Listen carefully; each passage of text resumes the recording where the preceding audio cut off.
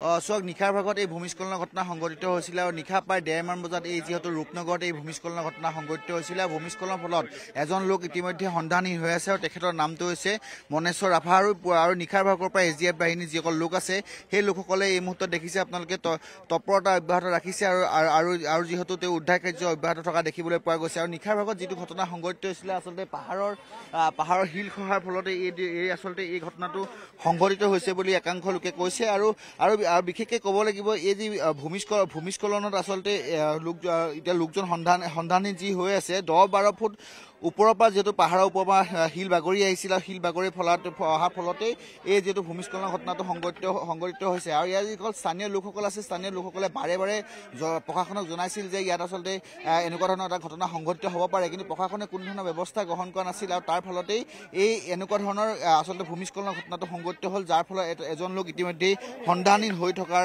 কথা জানিব পৰা গৈছে। আৰু আপোনালোকে প্ৰত্যক্ষ কৰিছে যে এই মুহূৰ্তত যি SDF বাহিনী লোক আছে সেই SDF বাহিনীৰ লোকসকলে যি উদ্ধাৰ কাৰ্য অব্যাহত ৰাখিছে আৰু নিশা ভাগত এই ঘটনাটো সংঘটিত হোৱাৰ পিছতে SDF বাহিনীৰ লোকসকল আহি উপস্থিত হৈছে আৰু আহি উপস্থিত হোৱাৰ পিছতেই যিহেতু এই উদ্ধাৰ কাৰ্য অব্যাহত ৰাখিছে। দেখিছে আপুনি মোৰ সতীৰ্থ সঞ্জয় বাই দেখাইছে যিহেতু এই এনেদৰে পাহাৰৰ যি আচলতে শিল এনেদৰে খহি আহিছিলে, খহি অহাৰ ফলতে এইটো আচলতে ভূমিস্খলনৰ ঘটনা সংঘটিত হৈছিল আৰু ইয়াৰ যিটো ঘৰ আছিলে আচলতে মনেশ্বৰ ৰাভাৰ যিটো ঘৰ, এই ঘৰ সম্পূৰ্ণৰূপে ভূমিস্খলনৰ ফলত ধ্বংস হোৱা এই মুহূৰ্তত দেখিবলৈ পোৱা গৈছে আৰু যিহেতু আন লোক আছিলে সেই লোকসকল সৌভাগ্যক্ৰমে কিন্তু ৰক্ষা পৰে বুলি এক প্ৰকাৰ ক'ব লাগিব। আৰু এই মুহূৰ্তত দেখিছে মনেশ্বৰ ৰাভাৰ যি পৰিয়ালৰ লোক আছিলে সেই পৰিয়ালৰ লোকে আচলতে মনেশ্বৰ ৰাভা ক'ত আছিলে, কেনেকৈ আছিলে, এই সকলোবোৰ দেখাই থকা দেখিবলৈ পোৱা গৈছে। আচলতে এটা ভয়ংকৰ ঘটনা বুলি ক'ব লাগিব এই ভূমিস্খলনৰ ঘটনা। আৰু মই ক'ব বিচাৰিম যে এই অঞ্চলটো যিহেতু ভূমিস্খলনৰ প্ৰবল অঞ্চল বুলি প্ৰশাসনে চিনাক্ত কৰিছিল, প্ৰশাসনে চিনাক্ত কৰাৰ পিছতেই যিহেতু স্থানীয় লোকসকলে কৈছিল, কিন্তু স্থানীয় লোকসকলে কোৱাৰ পিছতেই আচলতে কিন্তু ব্যৱস্থা যেনে ধৰণৰ ল'ব লাগিছিল ব্যৱস্থা নোলোৱাৰ ফলতে ইয়াৰ অন্যতম এটা মূল কাৰণ বুলি ক'ব লাগিব। এই মুহূৰ্তত যিসকল বিষয়া আছে তেওঁলোকৰ সৈতে আমি কথা পাতিবলৈ চেষ্টা কৰিম। নিশাৰ ভাগৰ পৰাই উদ্ধাৰ কাৰ্য অব্যাহত ৰাখিছে, কেনেদৰে ৰাখিছে আৰু এই মুহূৰ্তত কেনেকুৱা ধৰণৰ ক'ব? হয়, আমি 12 বজাত খবৰ পালোঁ এজন মানুহ লেণ্ডশ্লাইড হৈ ইয়াতে ফচি আছে, মনেশ্বৰ ৰাজবংশী নামৰ। আমি তেতিয়া খবৰ পাই লগে লগে আমাৰ SDF আৰু ফায়াৰ এম্বুলেন্স চাৰ্ভিচ মানুহখিনি আহি তেতিয়াৰ পৰা উদ্ধাৰ অভিযান চলি আছে আমাৰ। এতিয়া NDRF আহি গৈছে, তাকে চেষ্টা কৰি আছোঁ আমি। প্ৰত্যাহ্বান যথেষ্ট আছে কাৰণ ইয়াত বহুত ডাঙৰ প্ৰত্যাহ্বান। ওপৰত দেখিছে মানে 4টা হাতীৰ সমান এটা শিল ওপৰৰ পৰা নামি আহিছে, আপোনাৰ 70-80 ফুট ওপৰৰ পৰা নামি আহিছে। ইয়াত বহুত ডেব্ৰিজ জমা হৈছে, চেষ্টা কৰি আছোঁ। এনে সন্দেহ কিমান দহলৈ যাব পৰা সন্দেহ কিবা কৰা হৈছে? 4-5 ফুট তলত আছে, 4-5 ফুট তলত আছে মাটিৰ তলত। সময়ৰ প্ৰয়োজন হ'ব যথেষ্ট, বহুত সময়ৰ প্ৰয়োজন হ'ব, কাম কৰাৰ অসুবিধা, জেগাখিনি ঠেক হয়। তাকে SDF বাহিনী লোক আৰু মতা হ'ব, আহি আছে, আমাৰ মানুহ আহি আছে আৰু দৰকাৰ হ'লে GMC মানুহ আহিছে আমাৰ, আৰু লগতে NDRFৰ কাম চলি আছে। এজনে সন্ধানহীন হৈ আছে নে আন কোনোবা আৰু সন্ধানহীন হৈ থকা কিবা কথা? এজনে নাম কি তেখেতৰ? মনেশ্বৰ ৰাজবংশী বুলি এজন আছে, 55 বছৰ বয়স হয়। তেওঁ আচলতে পৰিয়ালৰ লোকৰ সৈতে আপোনালোকে হয়তো কথা পাতিছে, তেতিয়া তেওঁলোক কি কৰি আছিলে বা কিবা এনেকুৱা ধৰণৰ কথা কৈছিল? তেখেতে মানে চাব আহিছিলে, কিবা এটা শব্দ পাইছিল ওপৰত, চাব আহোঁতে দেখিছে যে লেণ্ডশ্লাইড হৈছে। তেখেতে দৌৰি গৈ নাপালে, মাতি আছে, মাৰি ধৰিছে, সেনেকৈ খবৰ দিছে আমাৰ। হয়, ধন্যবাদ জ্ঞাপন কৰিছোঁ। আচলতে তেওঁ যি সময়ত আচলতে ভূমিস্খলনৰ ঘটনাটো সংঘটিত হৈছিলে সেই সময়ত চাব অহাৰ সময়তেই এনেধৰণৰ ঘটনা সংঘটিত হোৱাৰ কথা স্পষ্টকৈ প্ৰকাশ কৰিছে। এই মুহূৰ্তত দেখিছে আমি সেই দৃশ্য দেখাই আছোঁ, যিহেতু ইয়াত যি উদ্ধাৰ কাৰ্য সেই উদ্ধাৰ কাৰ্য অব্যাহত ৰাখিছে আৰু সময় যথেষ্ট লাগিব, প্ৰত্যাহ্বান যথেষ্ট আছে। কাৰণ ইয়াত যদি চাব যায় 4-5 ফুট তললৈকে আচলতে তলতে আবদ্ধ হৈ থকাৰ কথা ইতিমধ্যে প্ৰকাশ কৰিছে। তাৰ বাবে প্ৰত্যাহ্বান আছে বুলি কৈছে, সময় প্ৰয়োজন হ'ব বুলি কৈছে। ইতিমধ্যে SDRF বাহিনী, NDRF বাহিনীৰ লোকসকল আহি এই মুহূৰ্তত উপস্থিত হোৱা দেখিবলৈ পোৱা গৈছে আৰু তেওঁলোকে তৎপৰতা অব্যাহত ৰখা দেখিবলৈ পোৱা গৈছে। আৰু যিহেতু মই কিছু সময়ৰ পিছতে যি মনেশ্বৰ ৰাভাৰ পৰিয়ালবৰ্গ সেই লোকৰ সৈতে আমি কথা পাতিব চেষ্টা কৰিম, কিন্তু প্ৰথমে আমি সেই দৃশ্য দেখাই আছোঁ। এক বৃহৎ প্ৰত্যাহ্বান বুলি ক'ব লাগিব। সেই বৃহৎ প্ৰত্যাহ্বান কেনেদৰে আচলতে NDRF বাহিনীৰ লোকসকলে বা SDF বাহিনীৰ লোকসকলে কেনেদৰে আচলতে সেই প্ৰত্যাহ্বান নেওচি উদ্ধাৰ কাৰ্যত মনেশ্বৰ ৰাভাক উদ্ধাৰ কৰিব পাৰে সেয়া লক্ষণীয় হৈ পৰিব। কিন্তু আবদ্ধ হৈ থকা লোকজন ইতিমধ্যে যিটো মৃত হৈছে বুলি সকলোৱে প্ৰকাশ কৰিছে। আৰু লগতে ক'ব বিচাৰিম যে যি পৰিয়ালৰ লোক আছে সেই লোকসকলৰ সৈতেও আমি কথা পাতিম, কিন্তু এক বৃহৎ প্ৰত্যাহ্বান বুলি ক'ব লাগিব। আৰু ইয়াত যি পৰিয়ালৰ লোকসকল আছে তেওঁলোকৰ সৈতে আমি কথা পাতিম। বাইদেউ অকণমান কথা পাতিব বিচাৰিম। বাইদেউ অকণমান ওচৰলৈ আহিলে সুবিধা হ'ব কিমান সময় ঘটনা এইটো 11:30 বজাত কি হৈছিল আচলতে এটা শব্দ হ'ল প্ৰথমতে শব্দটো হওঁতে এওঁ বাহিৰ ওলাই আহিলে চাবৰ কাৰণে পিছফালে গৈছিলে চাব তাৰ পিছতে বহুত জোৰে শব্দ সেইটোৱে মানে গোটেই লৈ আহিলে এতিয়া তেওঁ ঘূৰি নাহিলে আপোনালোকে আগতো জনাইছিল প্ৰশাসনক এনেকুৱা এটা ঘটনা সংঘটিত হোৱাৰ আশংকা থকাৰ স্থানীয় লোকে আমাৰ ফালে একো হোৱা নাছিল না সিহঁতে জনাইছে যদি নাজানো আমাৰ ফালে আমি জনোৱা নাছিল আমাৰ ফালে অহা নাছিল কোনোদিনো চাবলৈ গৈছিলে আচলতে ভূমিস্খলন চাব গৈছিল ধন্যবাদ জ্ঞাপন কৰিছো এয়া আছে পৰিয়ালবৰ্গলোক তেখেতে তেওঁলোকে স্পষ্টকৈ প্ৰকাশ কৰিছে যে আচলতে চাবলৈ গৈছিলে চাবলৈ যোৱাৰ সময়তে আচলতে কি হৈছিলে এনেকুৱা ধৰণৰ চাবলৈ গৈছিলে পাহাৰখন খহি অহা সময়ত আৰু চাবলৈ অহাৰ সময়তে আচলতে যি আচলতে পাহাৰ সেই পাহাৰ তললৈ নামি আহে আৰু নামি অহাৰ ফলতে তেওঁ আবদ্ধ হৈ থাকিবলগীয়া হয় আৰু ইতিমধ্যে যিহেতু প্ৰশাসনৰ লোকসকল আহি উপস্থিত হৈছে ইয়াৰ প্ৰশাসনৰ লোকসকলে ইতিমধ্যে তৎপৰতা অব্যাহত ৰখা দেখিবলৈ পোৱা গৈছে আৰু মনেশ্বৰ আবাক যিকোনো উপায়ে উদ্ধাৰ কৰিব পাৰে তাৰ বাবে তেওঁলোকে অহৰহ চেষ্টা কৰা দেখিবলৈ পোৱা গৈছে আৰু তেওঁলোকে মই পূৰ্বে উল্লেখ কৰা নহয় এতিয়া উল্লেখ কৰিম যে যথেষ্ট সময়ৰ প্ৰয়োজন হ'ব নিশাৰ ভাগৰ পৰা নিশা 12 বজাৰ পিছৰে পৰা যি আমাৰ ঘটনাটো সংঘটিত হৈছিলে 12 বজাৰ পিছৰে পৰা এই ঘটনাটো হোৱাৰ পিছৰে পৰা যিহেতু SDI বাহিনী আৰু NDI বাহিনী উদ্ধাৰ কাৰ্যত ইতিমধ্যে নামি পৰিছিল আৰু উদ্ধাৰ কাৰ্যত নামি পৰাৰ পিছতে তেওঁলোকে এই মুহূৰ্তলৈকে কিন্তু উদ্ধাৰ কাৰ্য চলি থকা দেখিবলৈ পোৱা গৈছে আমি সম্ভৱতঃ পুনৰ তেওঁৰ সৈতে কথা পাতিব বিচাৰিম অকণমান আগলৈ আহিলে সুবিধা হ'ব কিমান সময় ঘটনা কিন্দৰ সংঘটিত হৈছিল 11:30 বজাত হৈছিলে প্ৰথমে এটা সৰু শব্দ হৈছিলে সৰু শব্দ হওঁতে ক'লে কিহৰ বা শব্দ তাৰপিছতে ওলাই আহিলে চাবৰ কাৰণে বাহিৰত গৈছিলে পিছফালে গৈছিলে তাৰ পিছতে বহুত ডাঙৰ শব্দটো আহিলে মানে হোচ কৰি একদম পাহাৰে শিলে চব আহি গৈছে তেওঁ মানে আহিবই নাপালে যেন পালো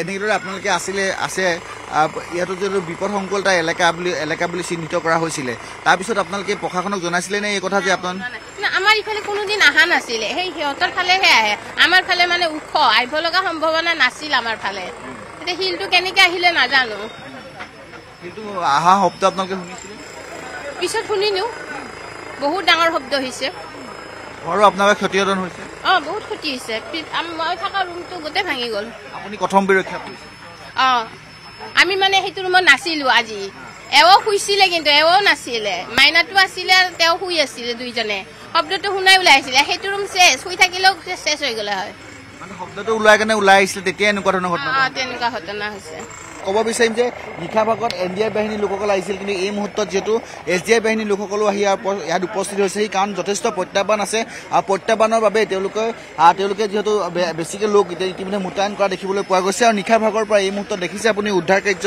অব্যাহত ৰখা দেখিবলৈ পোৱা গৈছে আৰু মই পুনৰ দেখাৰ চেষ্টা কৰিম যিহেতু পাহাৰ খহি অহাৰ ফলতেই এইটো আচলতে দুৰ্ঘটনাটো সংঘটিত হোৱাৰ মূল কাৰণ আচলতে যি সময়ত লোকজনে আচলতে এটা সৰু শব্দ শুনিছিল সৰু শব্দ শুনাৰ পিছতে কি হৈছে চাবলৈ গৈছিল আৰু চাবলৈ যোৱাৰ পিছতে তেওঁ যি সময়ত বাহিৰলৈ গ'ল সেই সময়তে ভূমিস্খলনৰ ঘটনাটো সংঘটিত হয় আৰু তাৰ ফলতে ইয়াতে আবদ্ধ হৈ পৰিবলগীয়া হয় আৰু এই মুহূৰ্তত দেখিছে NDI বাহিনীৰ লোক আৰু SDI বাহিনীৰ লোকে উদ্ধাৰ কাৰ্য অব্যাহত ৰাখিছে যাতে উদ্ধাৰ কৰিব পাৰে যিকোনো পাৰে বা কেনেকৈ যিকোনো উপায়ে যাতে লোকজনক উদ্ধাৰ কৰিব পাৰে তাৰ প্ৰতি লক্ষ্য ৰাখি এই মুহূৰ্তত দেখিছে আপোনালোকে সকলো ধৰণৰ অভিযান বা সকলো ধৰণৰ ব্যৱস্থা গ্ৰহণ কৰা দেখিবলৈ পোৱা গৈছে আৰু মই জয়ন্ত পূৰ্বে উল্লেখ কৰা নাই এতিয়া উল্লেখ কৰিম যে সময় যথেষ্ট লাগিব কাৰণ ইয়াত 5 পৰা 6 ফুট তলত থকাৰ বুলি সন্দেহ প্ৰকাশ কৰা হৈছে ইতিমধ্যে আৰক্ষী লোকেও এই কথা স্পষ্টকৈ প্ৰকাশ কৰিছে তাৰ বাবে সময় যথেষ্ট প্ৰয়োজন হ'ব আৰু সময় প্ৰয়োজন হোৱাৰ বাবে বা সোনকালে যাতে উদ্ধাৰ কৰিব পাৰে তাৰ বাবে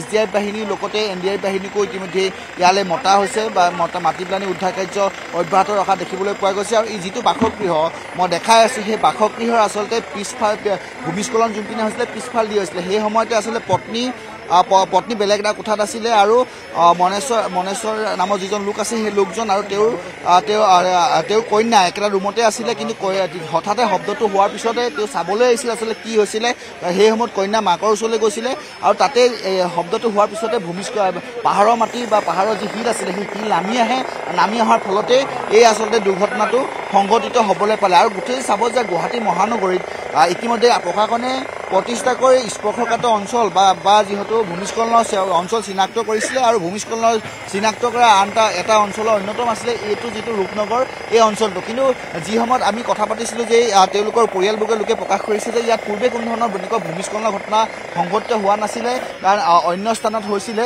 কিন্তু এই যি ভূমিস্খলনৰ ঘটনা এইটো চাইডে আচলতে মই য'ত উপস্থিত আছোঁ এই চাইডে হোৱাৰ প্ৰথমটো এইটো ঘটনা বুলি ইতিমধ্যে অস্পষ্টকৈ উল্লেখ কৰিছে। আৰু এই ভূমিস্খলন হোৱাৰ অন্যতম এটা কাৰণ আছে, মোৰ সতীৰ্থ চন্দ্ৰই দেখাব, যিহেতু আপুনি দেখিছে পাহাৰৰ যিবোৰ ঘৰ, সেই পাহাৰত ঘৰবোৰ নিৰ্মাণ কৰিছে আৰু পাহাৰৰ ঘৰ নিৰ্মাণ কৰাৰ ফলতে ভূমিস্খলন হোৱাৰ অন্যতম এটা কাৰণ। কাৰণ পাহাৰত যিহেতু ঘৰ নিৰ্মাণ কৰাৰ পিছত তাৰ যিটো মাটিৰ বহন ক্ষমতা আছে সেই বহন ক্ষমতাটো কমি যায় আৰু কমি যোৱাৰ পিছতে এনেধৰণৰ লেণ্ডশ্লাইড বা ভূমিস্খলনৰ ঘটনা সংঘটিত হ'বলৈ পায়। আৰু ইয়াৰ যিহেতু মই ক'ব বিচাৰিম যে ইয়াৰ যিহেতু ভূমিস্খলনৰ ওচৰৰ স্থানীয় লোকসকলে এটা কথা কৈছিল যে বা স্থানীয় লোকসকলে বাৰে বাৰে প্ৰশাসনক কৈছিল যে এনেকুৱা এটা শিল আছে আৰু শিলটোৰ ফলত ভূমিস্খলনৰ ঘটনা সংঘটিত হোৱাৰ সম্ভাৱনা আছে। তাৰ প্ৰতি লক্ষ্য ৰাখি তেওঁলোকে যিহেতু ব্যৱস্থা গ্ৰহণ কৰিব লাগিছিল, প্ৰশাসনে কিন্তু ব্যৱস্থা গ্ৰহণ নকৰিলে। তাৰ ফলত এজন লোকে ইতিমধ্যে আবদ্ধ হৈ থাকিবলগীয়া হৈছে বা ইতিমধ্যে সন্দেহ প্ৰকাশ কৰিছে যে লোকে কৰুণ মৃত্যুক আঁকোৱালি লোৱাৰ সম্ভাৱনা আছে। স্থানীয় লোকসকল আছে, তেওঁলোকৰ সৈতে আমি কথা পাতিম। ক্ষতি হৈছে আৰু একো বাচা নাই আৰু আন মানুহ চাইডৰ ঘৰৰ সম্পূৰ্ণ যা গৈছে। কাষত যি মানুহ এঘৰ আছিল ৰাইট চাইডে সেই ঘৰৰ সম্পূৰ্ণ একো বাচা নাই আৰু গোটেই গৈছে ভাঙি চিঙি। ভাৰতীয় নাই এই পৰিয়ালটোৰ ভাৰতীয় নাই। লেট্ৰিন বাথৰুম কুঁৱাটো আৰু এটা হেৰি 12 ফুটি ৰুম এটা পুত গৈছে আৰু এইখিনি গোটেই পুত গৈছে, একেবাৰে ভাঙি চিঙি গুড়া হৈ গৈছে। আৰু অন্য ঘৰ কিবা এনেকুৱা ধৰণৰ হৈছে নেকি? অন্য বিশেষ একো হোৱা নাই, সেইখিনি আৰু মানুহজন এতিয়া তলত আছে, ওলাব পৰা নাই। কি হৈছে বেলেগ ঘৰটো ক্ষতি হৈছে নেকি? বেলেগ চাইডৰ ঘৰটো ক্ষতি হৈছে। সেইফালৰ যি এক ঘৰ আছিল কাষত সেইটো পৰিয়াল মাটি খহি আছিলে নেকি? সেইটো মই গম নাপাওঁ, আগৰ পৰা হৈ থকাটো মই বিশেষ গম নাপাওঁ। আৰু আমি ঘৰৰ মানুহৰ লগত মই আপোনাৰ ওচৰলৈ আহিছোঁ। যিহেতু আপোনালোকৰ ওচৰৰ যিবোৰ অঞ্চলবাসী এটা কথা জনাইছিল বুলি কৈছিলে যে ইয়াত যিহেতু এটা এনেকুৱা ধৰণৰ শিল আছে, খহি হোৱাৰ সম্ভাৱনা আছে বুলি প্ৰশাসনক জনাইছিল বুলি কোৱা হৈছে। সেইটো মই গম নাপাওঁ। মই এখেতসকলৰ যদিও পৰিয়ালৰ মানুহ হয়, মই আজিহে আহিছোঁ। মই গাঁৱত থাকোঁ, খুৰা ইয়াতে গুৱাহাটীত থাকে। সেইটো কথা মই গম নাপাওঁ, আমাৰ খুৰী গম পাব। কি শুনিছে আচলতে গোটেই ঘটনাটো কি হৈছিলে বুলি শুনিছিলে? নিশা ৰাতি আৱাজ হৈছে 11 বজাত যেতিয়া আৱাজ হ'ল, কিবা ডাম্পাৰৰ নিচিনা যে ডাম্পাৰ আহিলে ধমধমাই আৱাজ হয়, তেনেকুৱা যেতিয়া আৱাজ হওঁতে দাদাই তাৰমানে আপোনাৰ টৰ্চলৈ পিছফালে চাব গৈছিল। চাব যোৱাত তাৰমানে দাদা ফিৰি নাহিলে আৰু যে তলতে যা গ'ল মাটিৰ তলত, সেইখিনি আৰু। বাইদেউ আপোনাৰ ওচৰলৈ আহিছোঁ, অকণমান কথা পাতিব চেষ্টা কৰিম। আপোনালোকে স্থানীয় ইয়াৰে বাসিন্দা? নাই নহয়, অকণ দূৰত থাকো। কথাটো শুনি আহিছে? শুনি পেলাই আহিছো। কালি ৰাতিয়ে ঘটিলে ন শিলটো। এই যোৱা সপ্তাহ বৰষুণ দিছিলে ন, গোটেই গুৱাহাটীত বানপানী হৈছিলে, তেতিয়া এটা বাগৰি আছিলে। পুলিচো আহিছিলে, প্ৰশাসনো আহিছিলে। মানে পৰি যোৱা নাই, মানে ফচি আছিল আৰু প্ৰশাসনো আহিছিলে, মানা কৰিছিলে থাকিবলৈ চাই। তাৰপিছত কালিহে গোটেইখন বাগৰি থাকিলে। প্ৰশাসনে জনাইছিলে। ব্যৱস্থা মানে মানুহ শুই থাকোতে মৰা নাই ন, চাবলৈ গৈহে মৰিলে। জনাইছে। ব্যৱস্থা একো লোৱা নাছিল। খালি আহি পেলাই চাই পেলাই গুচি গ'ল। মানে মই নহয়, মানে মানুহে জনাইছিলে আৰু আহিছিলে। হয়, তাকে বহুত দুখ লগা। মানে শিলটো আগতেও বাগৰি আছিলে ন, পিছলি পৰি আছিলে। তেতিয়াই যদি সাৱধান হলে হয় চাগে এনেকুৱা নহলে হয়। কাৰণ নিজৰো সাৱধানতা লাগে বাৰু।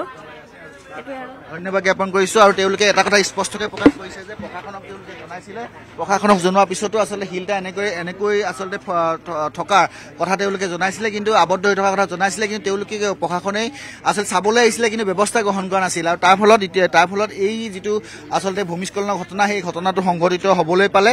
আৰু গুৱাহাটী মহানগৰীত যদি চাব যায়, যোৱা 2টা দিন পূৰ্বে যিহেতু বৰষুণ হৈছিলে, বৰষুণৰ পিছতেই যিটো প্ৰবল 2টা দিন ধৰি যদি ধাৰাসাৰ বৰষুণ হৈছিলে, ধাৰাসাৰ বৰষুণৰ পিছতে পাহাৰৰ যিটো এটা শিল খহি আহি আবদ্ধ হৈ আছিল কোনোবা এটা কোণত।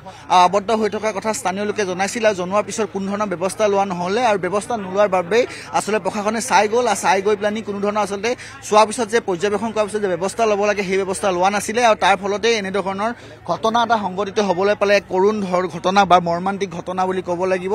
ইতিমধ্যে আবদ্ধ লোকজনৰ উদ্ধাৰ কাৰ্য অব্যাহত ৰাখিছে যি NDI বা SDI বাহিনী লোকে। আৰু কিন্তু সময় যথেষ্ট যথেষ্ট জয়ন্ত প্ৰয়োজন হ'ব সময়ৰ প্ৰয়োজন হ'ব আৰু প্ৰত্যাহ্বান যথেষ্ট আছে সেই প্ৰত্যাহ্বান নেওচি NDRF SDF বাহিনীয়ে কেনেকৈ উদ্ধাৰ কাৰ্য নামি পৰে সেয়া হ'ব বা কেনেকৈ উদ্ধাৰ কৰিব পাৰে লোকজনক সেয়া হ'ব লক্ষণীয় আপুনি বিচৰা বাতৰি পাব কেৱল নিউজ 18 এপত নিউজ 18 এপ ডাউনলোড কৰিবলৈ স্ক্যান কৰক এই QR কোড গুগল প্লে ষ্টৰতো পাব এই নিউজ 18 এপ